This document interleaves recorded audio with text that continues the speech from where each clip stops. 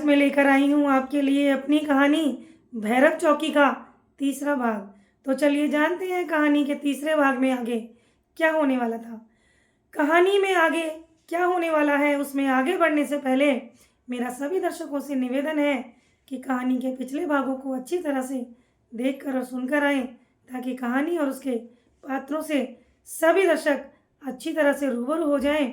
और मेरा सभी दर्शकों से निवेदन है कि कहानी को लाइक कीजिएगा, चैनल को सब्सक्राइब कीजिएगा, वीडियो को हाइप कीजिएगा। तो चलिए आगे बढ़ते हैं और जानते हैं कहानी में आगे क्या हुआ।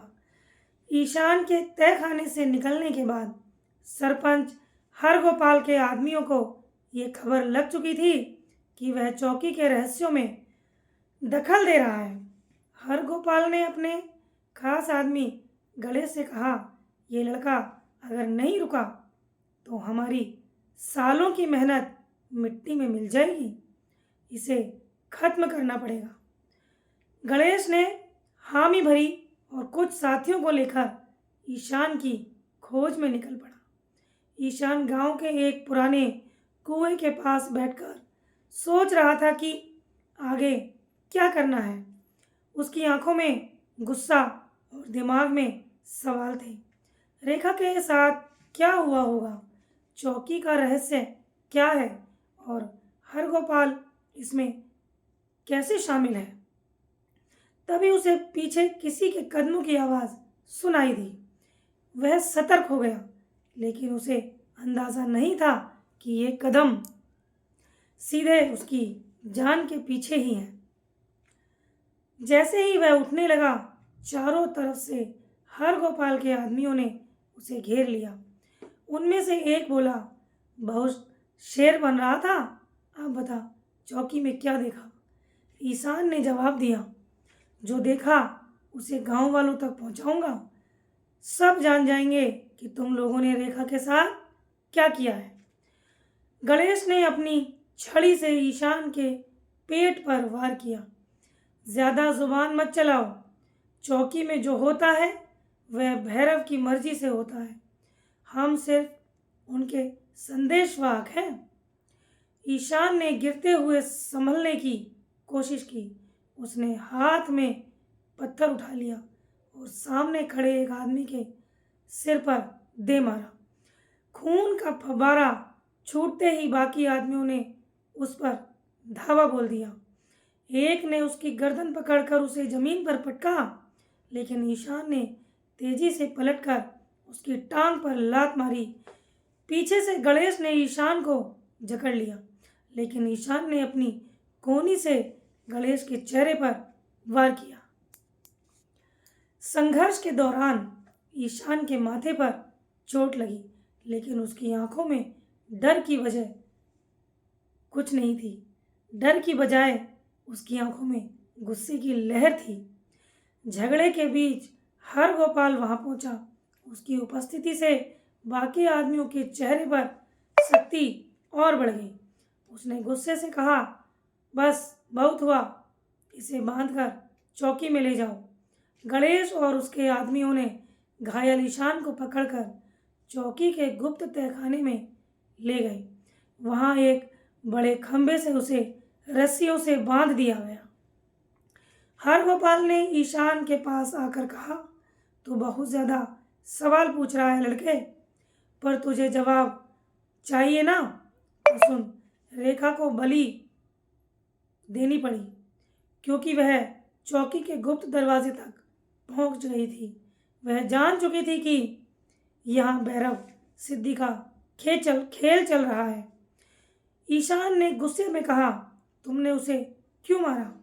क्या तुम्हें अपनी लालच के लिए उसकी जान लेने में शर्म नहीं आई? हरगोपाल हंसा और बोला, लालच? यह तांत्रिक विद्या नहीं समझेगा तो हर बलि से मेरी शक्ति बढ़ती है। गांव वालों को मेरे अधीन रहने के लिए ये चीज़ ज़रूरी है। तभी तहखाने के भीतर हल्की सी हवा चली। दीवारों पर रखे दीपक की लौ कांपने लगी। माहौल अचानक डरावना हो गया। हरगोपाल के आदमियों में से एक बोला, सरपंच जी, यहाँ कुछ अजीब हो रहा है। हरगोपाल चिल्लाया, डरो मत, यह भैरव की छाया है जो तुम्हें अनुष्ठान को पूरा करने के लिए आई है। हरगोपाल ने अपने आदमियों को आदेश दिया कि ईशान को अगले दिन होने वाले अनुष्ठान के लिए तैयार किया जाए। ईशान ने अपनी बेड़ी से बेड़ियों को तोड़ने की कोशिश की और उन बेड़ियों से छूटने की कोशिश की, लेकिन रस्सियां मजबूत थीं। उसने चुपचाप चारों तरफ नज़र दौड़ाई। उसे दीवार पर वही चित्र और संकेत दिखाई दिए जो उसने पहले वाले तहखाने में देखे थे। इनका मतलब क्या है, उसने खुद से कहा।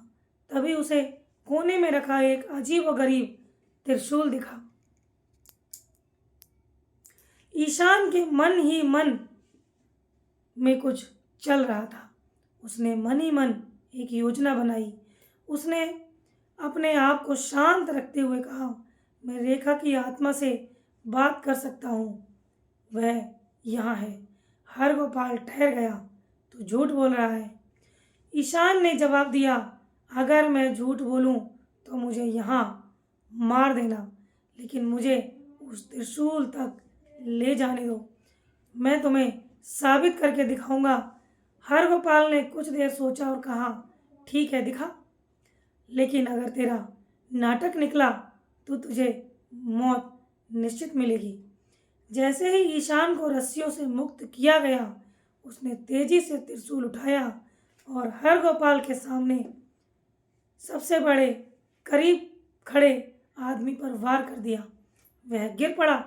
इससे पहले कि वह बाकी कुछ समझ पाते, ईशान ने दीवार पर लटकी मशाल उठा ली और उसे आदमियों पर फेंक दिया। तहखाने में भगदड़ मच गई। हरगोपाल गुस्से में चिल्लाया, इसे जिंदा मत छोड़ो, लेकिन ईशान तेजी से तहखाने से बाहर की ओर भागने लगा।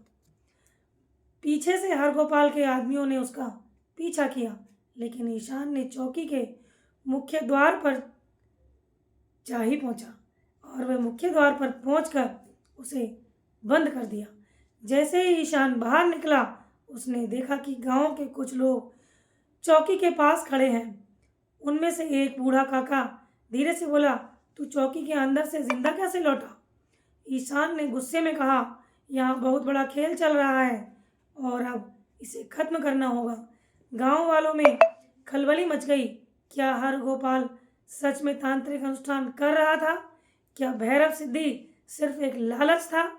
ईशान को अब जवाब ढूंढने थे, लेकिन हरगोपाल का अंत अभी बाकी था। आज के लिए बस इतना ही, और इसके आगे का हाल जानने के लिए इंतज़ार कीजिए इसके अगले भाग का, जिसे लेकर मैं जल्द से जल्द हाजिर होंगी। तब तक के लिए धन्यवाद।